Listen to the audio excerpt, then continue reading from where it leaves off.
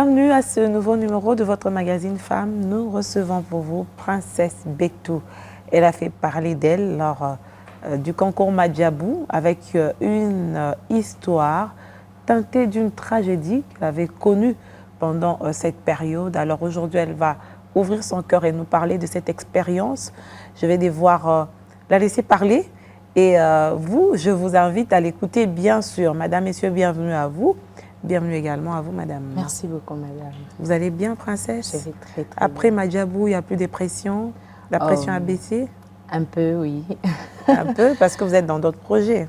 Oui, on a d'autres projets, mais quand même, il n'y a pas beaucoup de pression. Comme nous étions dans la compétition, il n'y avait pas de sommeil et on travaillait à tout moment comme des malades. Alors là, ça va. Ça va. Oui. Et quelle est votre histoire avec Madjabou? Comment vous vous êtes retrouvée dans la compétition d'abord? Eh bien, avec Madjabou, c'est une très belle histoire. C'est mon pasteur qui m'a intéressée. Ok. À l'église? Il m'a appelé, il était ici à Kinshasa. Il a appris que Madjabou venait en Bujima. Alors, il m'a appelé pour me dire que non, princesse, Madjabou va venir là-bas. Est-ce que tu es intéressée? J'ai dit oui, papa, je vais participer.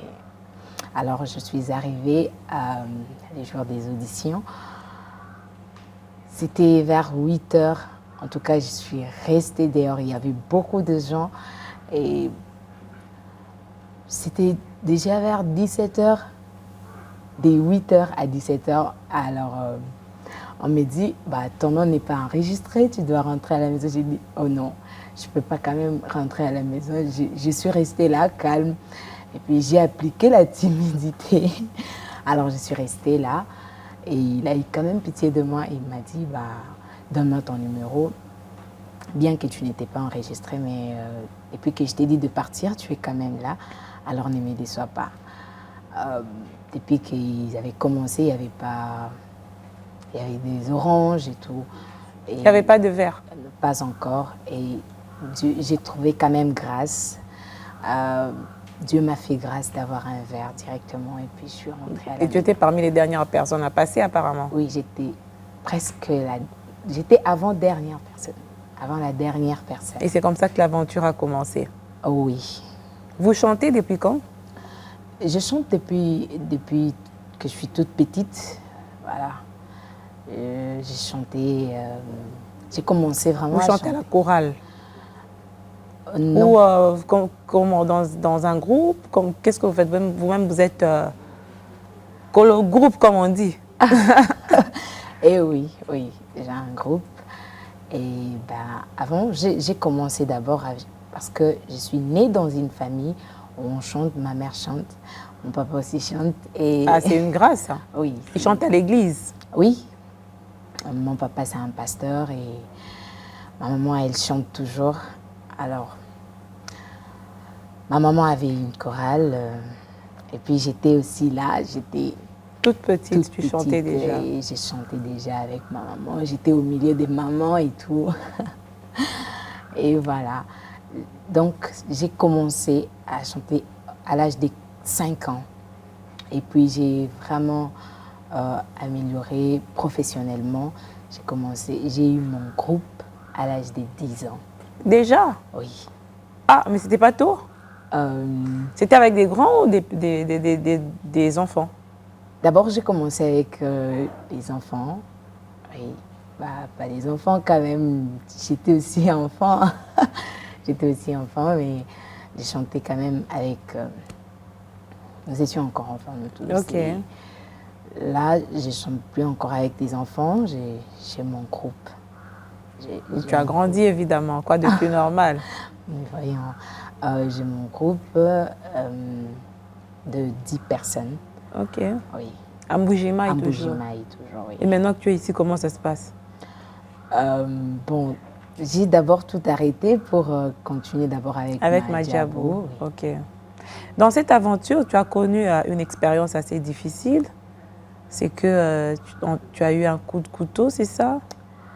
Eh oui. Comment ça s'était passé?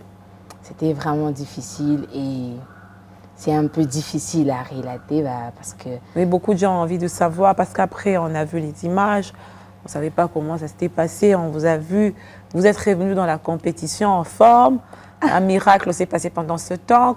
Comment Princesse Béto a géré tout ça? C'est quand même une grande question que l'on se posait. Ok, pour commencer, j'aimerais d'abord dire quelque chose. C'est que dans la marche avec les Seigneurs, nous avons droit à 3 choses. Première des choses, nous avons droit aux persécutions, centuples et la vie éternelle. Donc, la persécution est normale. Il y avait beaucoup de gens qui pensaient peut-être qu'il y avait une relation amoureuse entre moi et la Oui, personne. justement, quelqu'un ne peut pas venir. C'est un jeune en plus de ton âge, c'est ça, de ta classe? Oui. Il ne peut pas venir comme ça, quelqu'un que tu connais en plus, surgir et te faire du mal. C'était une question amoureuse, peut-être sentimentale. On appelle ça des crimes passionnels, en fait. En tout cas, c'est normal que les gens puissent penser cela, mais en réalité, c'est pas... C'est pas ça. C'est pas ça. C'était pas une relation amoureuse, c'est un C'était pas collègue une- des classes. Oui, Ok. un collègue. Et quand c'est arrivé, je ne m'attendais pas à ça. Après les examens, il n'y avait rien. On parlait, on causait, et puis moi je voulais... Oui, parce qu'il faut rappeler que vous avez arrêté la compétition à un certain moment pour aller présenter votre épreuve d'examen d'État. Oh oui, je suis venue ici à Kinshasa. J'ai fait les auditions, la bataille des Verts, et puis je suis passée pour Malaika House. Alors, Madiabou nous a fait une faveur de rentrer, faire les examens, et puis nous ramener ici. Ok. Et puis quand je suis rentrée là-bas, eh bien, tout était normal. Hein. Tout était normal. J'étais rentrée juste pour mes examens et puis rentrée ici à Kinshasa. Et voilà, on a commencé les examens, premier jour, deuxième jour, et le 4e jour, je me sentais pas bien. J'ai dit, j'ai pas envie d'aller aujourd'hui. Et mon papa me dit... Mais c'était le dernier jour, comment Oui. tu pouvais ne pas... C'est un peu étrange. Quand Un pressentiment, oui. Un pressentiment. Et puis je me suis réveillée un peu tardivement et puis j'avais des migraines. Je ne me sentais pas du tout bien. Et puis je suis arrivée en retard. Et on m'a dit, mais pourquoi tu es arrivée en retard? Qu'est-ce qui ne va pas? Est-ce qu'on peut venir faire des examens, etc. J'ai demandé et puis on m'a laissé entrer. Alors, la personne en question était juste à mes côtés. Pendant l'examen? Il était derrière moi et puis il est venu là où j'étais pendant les examens, les derniers jours. Et puis il a commencé, après ça, après la 6e, tu vas faire quoi? Et puis j'ai dit, je vais faire ce que Dieu va me mettre au cœur. Parce que je peux faire quelque chose qui ne sera pas, qui sera peut-être contre la volonté de Dieu. Puis il a dit, dis-moi non, à part ça, je sais que tu es chrétienne et tout. Et ça, on le sait, on le sait. Et qu'est-ce que toi, tu veux faire? Princesse, ça, c'était pas déjà de l'orgueil de l'artiste, de la star qui te prenait déjà la tête. Tu aurais dû lui dire, je vais faire la médecine, je vais faire le droit, je vais faire... Là, tu répondais en star, princesse. Non, non, pas vraiment. Ou tu voulais pas partager avec lui tes ambitions? En tout cas, non. Je voulais pas partager avec lui. Alors que c'est une personne, mon collègue, on pouvait parler, mais il y a d'autres choses qu'on ne peut pas dire. Et voilà. Ok. Je voulais pas, en tout cas, pas partager avec lui. C'est comme ça que tu lui as donné cette réponse-là. J'ai donné cette réponse et puis il a commencé à me poser un peu trop de questions. J'ai dit, est-ce qu'on peut travailler les examens? Et après, on a travaillé les examens et puis il n'y avait rien. Quand nous sommes sortis, on a commencé à prendre des photos avec lui-même là. On a commencé à prendre des photos, sa petite sœur. En tout cas, moi, je ne m'attendais pas à quelque chose de ce genre, en fait. Parce que la façon dont nous étions ces jours-là, nous étions tellement heureux qu'on a fini. Et c'était vraiment c'est l'aboutissement d'un long difficile. parcours. C'était vraiment difficile et on a fini. Et puis, Ça s'est passé dehors, oui, dehors, juste devant l'école. l'école. Alors, il était juste à mes côtés. On parlait, il y avait beaucoup de gens. Alors, du coup, il a sorti le couteau. Moi, je ne savais pas. Je n'avais même pas vu. Aucune idée, oui. Oui. Alors, il a fait ce qu'il pouvait faire. C'était déjà bien prémédité. Il avait son taximan qui l'attendait. Et puis, Non. du coup, quand il a fait ça, moi, je pensais peut-être qu'il m'a giflé. Et puis, j'ai dit, mais pourquoi tu me gifles? Et puis, c'est une fille qui crie, oh, il y a du sang. Et moi aussi, en touchant, j'ai vu les sangs. En fait, il vous a fait passer le couteau sur le visage. Oui, sur les visages, oui. Oh là là. Sur les visages et quelque part ici. Ah bon? Il voulait te tuer alors? Oui, mais quand même, il a échoué. Oui. Il a échoué. Et j'ai paniqué. Et Là puis, aussi, vous étiez blessé? Oui, oui. On avait fait l'ablation. C'était... L'ablation? Oui. De quoi? Bah, on avait... Ah, on a suturé. On a suturé et puis on a fait l'ablation. C'était... L'ablation, c'est couper les seins. Non, c'est enlever les fils. Ah, ok, d'accord. Ah oui, enlever les fils et tout. Courage, hein. Les gens ont envie de savoir comment vous avez vécu cette expérience. Parce que ça prouve que le monde est devenu méchant. C'est quelqu'un avec qui vous avez étudié, qui vous a fait du mal alors que vous y attendez le mois. Oui. En tout cas, sincèrement, moi, je ne m'attendais pas à ça. Et qu'est-ce qui s'est passé quand vous êtes rendu compte que vous êtes blessé? Il était déjà parti. Bah, je me suis retournée, il était déjà sur la moto. Et puis, les taximens ont démarré, ils sont partis. Et moi, je suis restée là. J'ai perdu connaissance.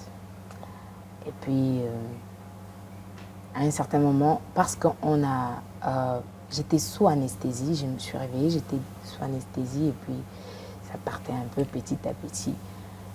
Et puis, c'était difficile à croire. Et surtout que vous avez un beau visage qu'on a essayé de... Oui, hein. Oui, en tout cas. C'était vraiment difficile. Et après, on ne l'a pas revu jusqu'aujourd'hui. Et sa famille? Sa famille non plus. Quand on a appelé le père, il nous a dit, bah, j'ai pas vu ma fille, j'ai pas vu mon garçon, et vous me dites de votre fille qu'on a agressée. On a dit, bon, on laisse alors. Vous n'avez aucune trace de ce garçon-là jusqu'à aujourd'hui? Jusqu'à aujourd'hui. Et sa sœur? Personne, en tout cas. Personne. Mais pendant ce temps, qu'est-ce qui vous est venu en tête quand vous vous êtes réveillé? Vous avez commencé à avoir conscience. Qu'est-ce qui s'est passé dans vos pensées? Wow, c'est vraiment... je me suis réveillée, et puis il y avait les gens autour de moi.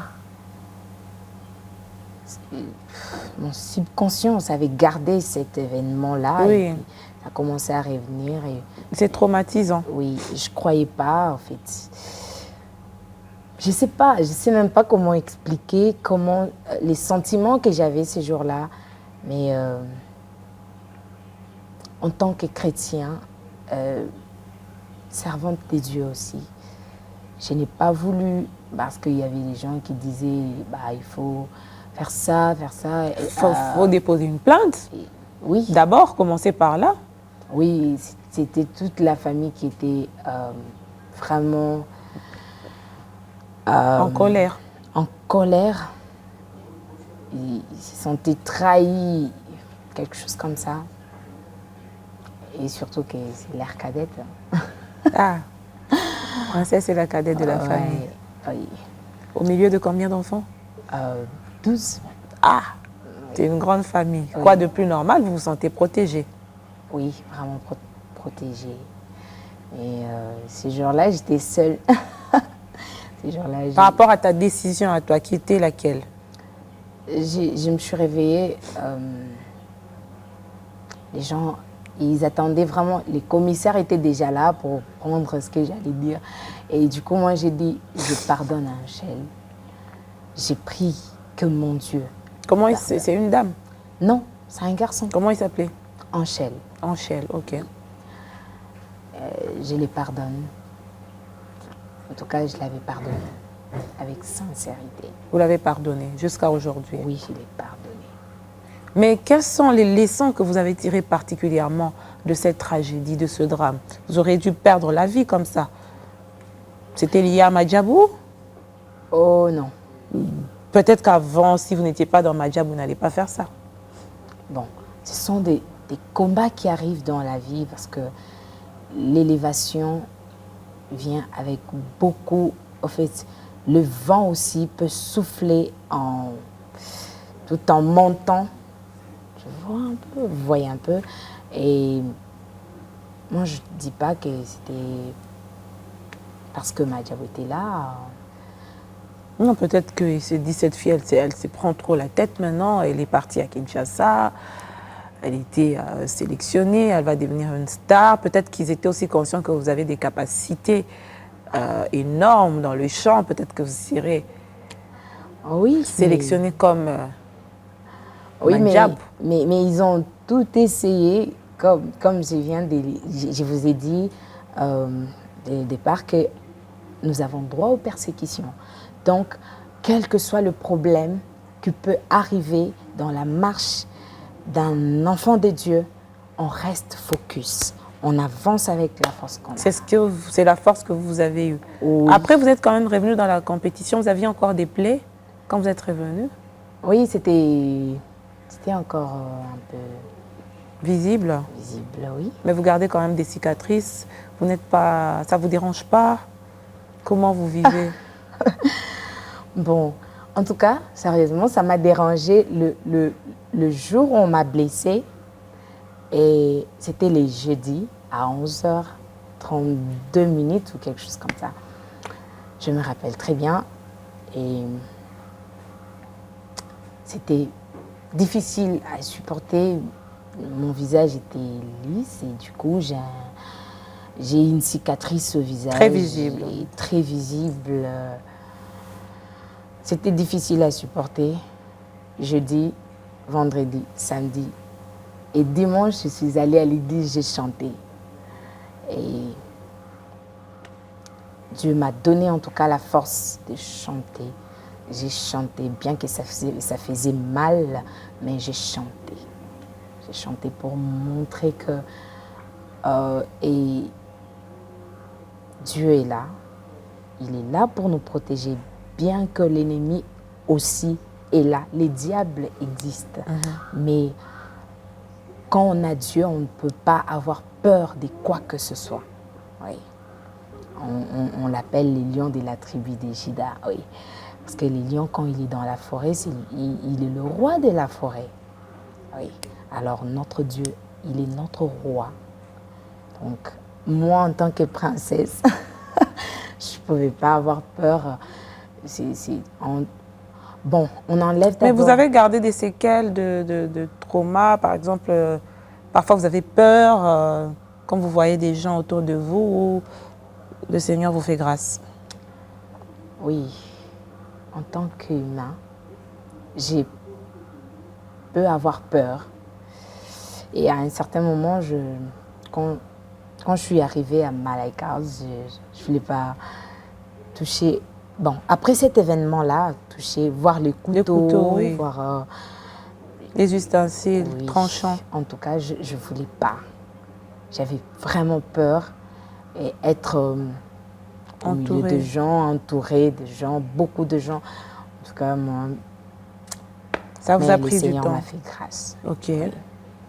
Et aujourd'hui, en tant que femme, vous avez vécu ça. Quel est le conseil que vous allez donner aux autres personnes par rapport à ce qui a été fait dans votre vie? On peut déduire, on peut conclure que c'est un manque d'amour qui... En fait, le cœur de l'homme est devenu tellement mauvais qu'à un point où ça ne se cache pas, on est prêt à faire du mal aux autres sans réfléchir deux fois. Et oui, bon, pour moi, je peux dire que c'était... Peut-être on l'avait payé, peut-être... Mais cette précision-là, cette capacité-là de blesser une personne, c'est vraiment... Moi, je peux dire que c'est un manque d'amour. Parce que quand on a l'amour, on ne peut pas faire du mal À son à prochain. son prochain. Mhm. Oui. Moi, je peux dire que c'est un manque d'amour. Parce que, en tout cas, même un sorcier, il peut avoir aussi de l'amour. Il dit, bah, cette personne, on lui dit seulement, cette personne, donne-nous cette personne. Il dit, non, Non, pas elle, celui-ci. non. Pas celui-ci. Donc, même un sorcier qui mange les gens La nuit. peut avoir aussi de l'amour. Mais voir une personne, et surtout mon collègue, Vous aviez passé combien d'années ensemble en classe? Une année? bon, oui, une année avec lui, mais avec sa petite soeur, on a fait 2 ans en fait. 2 ans depuis la 5e. Donc, ce sont quand même des gens qui te connaissent. Oui, sa sœur en tout cas, elle venait chez nous, on restait. En fait, nous étions tellement proches. Oui, nous étions proches. Il n'y a pas eu d'antécédent. C'est aussi peut-être une histoire d'amitié ou qui n'a pas marché. Non. Non, en Peut-être tout que cas. Princesse ne le reconnaît pas, tu lui as fait du mal et elle a réglé des comptes de tout manière cas- assez extrême. En tout cas, moi, je ne m'invente pas, mais si je remarque quelque chose ou une personne avec qui je parle, et puis à un certain moment, il commence à me zapper, je veux approcher la personne. Et je me rappelle qu'au début de la 6e, rentrée scolaire, pour entrer en 6e, je suis arrivée dans la salle et puis il y avait les gens qui me zappaient. Et j'ai pas compris ce que ça signifiait. Et puis un jour, même notre président, chef des classes, il avait témoigné ça. Elle dit, je suis passée devant les gens. J'ai dit, mes frères et sœurs, je suis humain. Je peux commettre des erreurs, j'ai mes défauts. Est-ce qu'il y a quelqu'un? Est-ce que vous pouvez me dire pourquoi vous agissez ainsi à mon égard? Est-ce qu'il y a un problème? Si je vous ai blessé? En tout cas, moi, j'ai ce cœur-là d'approcher, de demander. Parce que De demander pardon aussi. aussi, demander pardon. Demander pardon, parce que le pardon, c'est une puissance qui libère. Et ça, vous le savez aussi, maman. C'est une puissance qui libère et j'ai demandé pardon devant toute la salle. En tout cas, devant tout le monde. J'ai dit, je ne sais pas pourquoi vous... C'était des signes peut-être qui disaient qu'on ne t'aimait pas dans cette classe-là. Oui, mais notre chef de classe, parce qu'on l'avait arrêté, après ces événements-là, il a avoué d'autres choses. Et puis il a dit, bien qu'elle avait demandé pardon, mais on ne l'avait pas pardonné. Elle avait fait quoi? Mais rien. Et On t'a détesté pour je rien. ne sais pas, je sais pas. En tout cas, je ne sais pas. Mais maintenant, comment tu vis? Ça va? Tu es acceptée dans les milieux dans lesquels tu évolues? Ou Princesse Bétou ne se fait toujours pas accepter?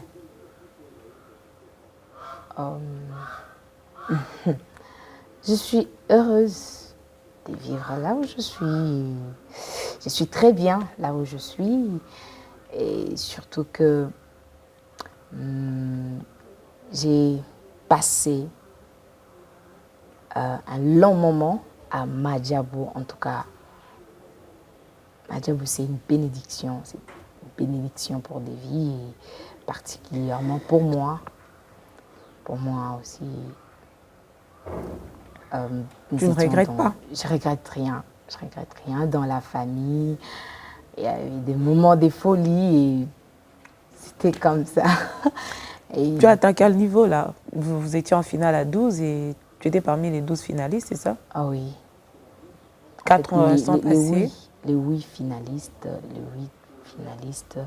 et 4 ont peut-être, reçu des prix. Vous n'avez pas reçu des prix. tout le monde a reçu les prix. Ok.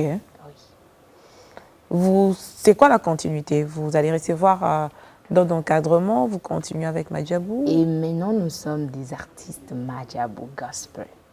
Ok. Ah oui, on a signé des contrats et je suis heureuse pour ça. Comment vous entrevoyez votre avenir après tout ça? Des ambitions pour des études? Oui. Les études, c'est important pour la vie d'une personne et surtout là où nous sommes, Dieu est en train de nous amener. Les études, c'est quelque chose de très important aussi. Tu vas étudier? Oui, Tu vas bien t'inscrire. sûr. Qu'est-ce que tu aimerais faire dans la vie? Je prends un peu le rôle de ce garçon qui t'avait posé la question en classe, même s'il avait des mauvaises intentions. Moi, c'est dans le bon sens. Ok. C'est vrai que tu es artiste, c'est la passion, c'est là que tu es destiné, mais si tu dois faire une formation, en quoi tu te lancerais? Informatique. Ok. Oui, informatique et gestion. Tu aimes la gestion? Oui, j'aime la gestion. Vu que j'ai fait la commerciale. Ok. Tu aimerais devenir une femme indépendante, autonome? Oui, bien sûr. Indépendante, mais en fait, Dans les affaires, si une femme entreprenante. oui, bien sûr. Bien sûr que oui. Tu crois en la femme congolaise, en son apport? Oui, je crois. Quels sont les artistes femmes qui t'ont les plus inspiré dans leur vie quotidienne et dans l'art? Elles sont nombreuses. Il y a Maman Dina Moana. Elle n'était pas à Madjabou. Oh, vous êtes en train de parler. Non, bon, ça c'est un commentaire que je fais. Personnel, ça n'engage que moi. Maman Sandra Mboui. Oui. Maman Déborah Lukalou et Maman Laure. En fait, toutes les femmes Qui chante. qui chantent et toutes les femmes autonomes. Voilà. Princesse Bétou, vous n'avez pas peur de vous retrouver dans un monde où il est maintenant un peu difficile d'émerger? Je ne sais, moi personnellement, quand je regarde la télé, il y a beaucoup d'artistes femmes que je ne sais plus reconnaître. C'est pas comme à l'époque où on avait Maman Sandra, on pouvait reconnaître telle personne, on pouvait reconnaître Maman Laure. Et maintenant, il y a une multitude d'artistes de manière générale. Si on ajoute les femmes, c'est encore plus compliqué. Vous n'avez pas peur que vous soyez mélangés dans ce fourre-tout-là et puis après, on ne sait plus vous reconnaître? Oh, chaque personne a son appel et surtout, la grâce a des classes. Oui, la grâce a des classes. Ce que je veux dire par là, c'est vous pouvez être chanteur. Moi aussi. Mais peut-être que ce que vous faites, c'est vraiment tout le monde est là. Peut-être que vous faites beaucoup de vues. Et moi, je chante aussi bien. Peut-être que je ne fais pas beaucoup de vues. Peut-être. Alors, bref, la grâce a des classes. Vous êtes la haute classe. Non, je n'ai pas dit si je suis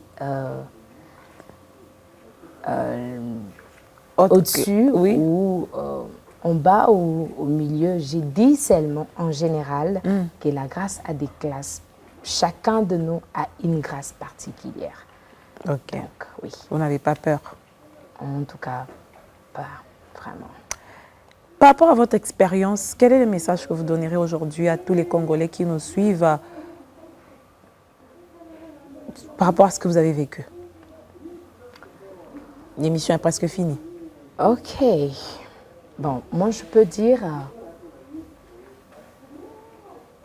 on ne peut pas, en tant que chrétien, il y a des choses qu'on peut faire et des choses qu'on ne peut pas faire. Peut-être cette émission va passer dans, c'est pas au marché, et tout le monde n'est pas chrétien quand même.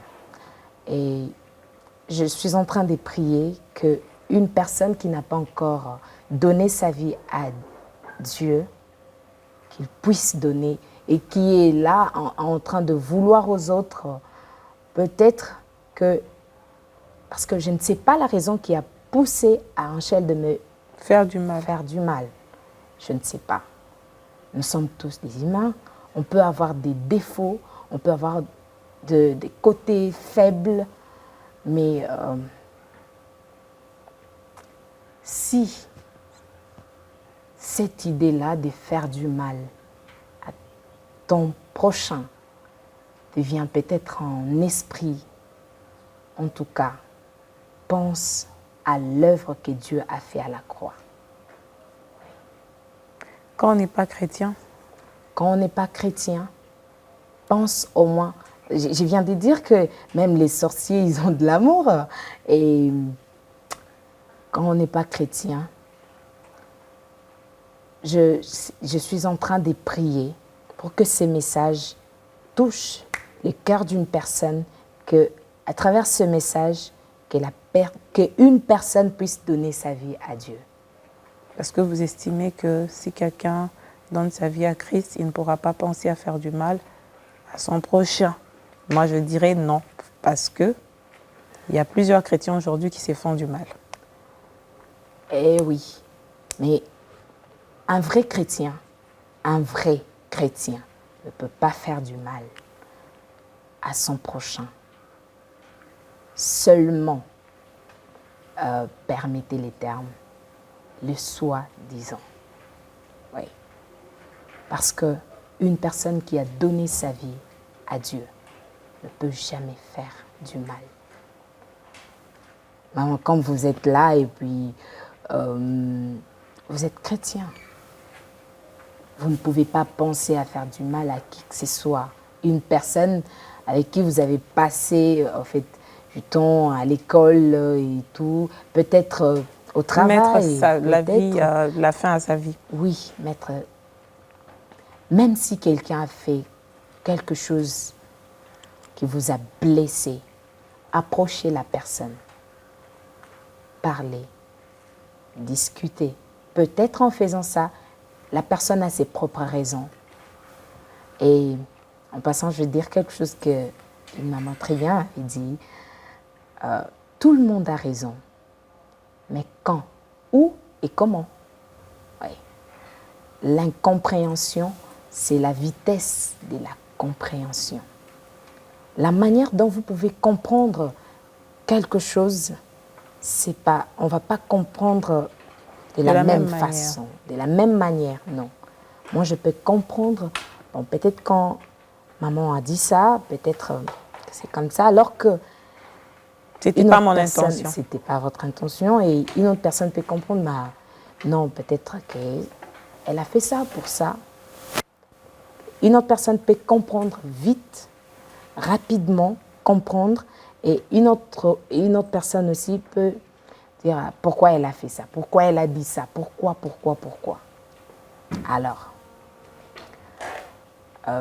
bref, aimons-nous vivants. Oui, bref, aimons-nous vivants.